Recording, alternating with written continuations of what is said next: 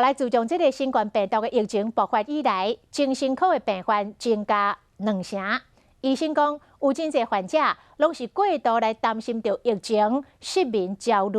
阁有民众真惊去喂着病毒，一礼拜敢若敢出门一摆，甚至洗身躯都要洗2点钟，就算伫咧厝内嘛一直洗手，一直洗手。医师讲，拄好就好，紧张过度，颠倒会降低咱的抵抗力。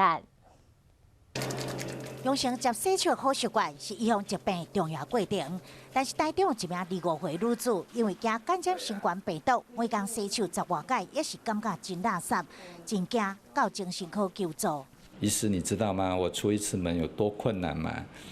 因为我出门回家，我就觉得从上到下都是很脏，都沾满了细菌，所以他回家要洗澡洗2个钟头。而且女病患看病时阵，明明是天气真热，家己包啊袂通风，担心去绑着细菌，嘛无愿意坐伫椅顶。另外，也有一个男性病患挂手套来求诊。他说现在到处都很脏，电梯很脏，我们医院特别脏，所以他是直接就戴着手套进来。医师讲，最近疫情的影响，各科就诊的人数下降，但是有过度担心疫情来精神科求诊的病患是增加，甚至到2成的病人都是，因为这个疫情呢，让他的焦虑恶化了，变失眠了，变